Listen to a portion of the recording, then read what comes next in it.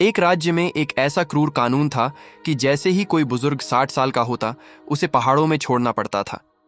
अगर कोई इस कानून को तोड़ता तो उसके पूरे परिवार को मौत की सजा दी जाती।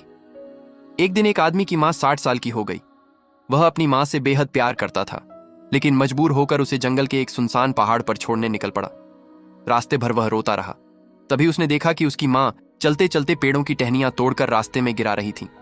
बेटा ने कहा, मां, तुम ये क्या कर रही हो? मां ने कहा, बेटा, ताकि तुम वापस लौटते समय रास्ता न भटक जाओ।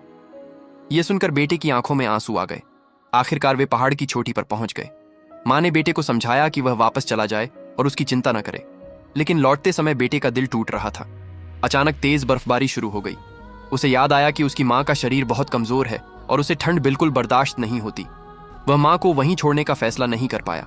वह वापस दौड़ा, अपनी मां को उठाया और घर ले आया। कानून से बचने के लिए उसने अपनी मां को घर के नीचे बने एक अंधेरे तहखाने में छिपा दिया। वह रोज अपनी मां के लिए अच्छे खाने पीने की चीजें लेकर जाता, लेकिन किसी को उसके बारे में पता नहीं चलने देता। कुछ समय बाद राजा ने गांव वालों को एक अजीब आदेश दिया। राजा ने कहा, पेड़ पौधों की राख से एक रस्सी बनाकर दिखाओ। अगर ऐसा नहीं कर पाए तो पूरे गांव को सजा मिलेगी। गांव वाले बहुत परेशान हुए, लेकिन किसी को कोई उपाय नहीं सूझा। जब बेटा अपनी मां के लिए खाना लेकर तहखाने में गया तो उसने मां को सारी बात बताई। मां मुस्कुराई और बोली, रस्सी को नमक वाले पानी में रात भर भिगो देना, फिर उसे जला देना। राख बनने के बाद भी उसका आकार बना रहेगा। बेटे ने वैसा ही किया और राजा की चुनौती पूरी कर दी। लेकिन अगले दिन राजा ने फिर एक अजीब सवाल पूछा, ऐसा ढोल बनाओ जिसे बिना हाथ लगाए बजाया जा सके। बेटा फिर मां के पास पहुंचा। मां ने कहा, एक खाली घड़े के अंदर कुछ जुगनू छोड़ दो। वे घबराकर इधर उधर टकराएंगे और आवाज पैदा होगी। बेटे ने ऐसा ही किया और राजा के सामने वह घड़ा पेश कर दिया। राजा उसकी बुद्धिमानी से बहुत प्रभावित हुआ और उसे इनाम देने लगा।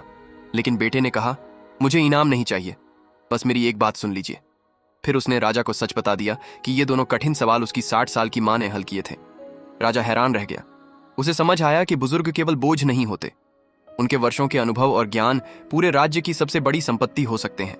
राजा ने तुरंत 60 साल की उम्र में बुजुर्गों को पहाड़ों पर छोड़ने वाला क्रूर कानून खत्म कर दिया। इस तरह एक बेटे के अपनी मां के प्रति प्रेम और एक मां की बुद्धिमानी ने पूरे राज्य के बुजुर्गों की जिंदगी बचा ली।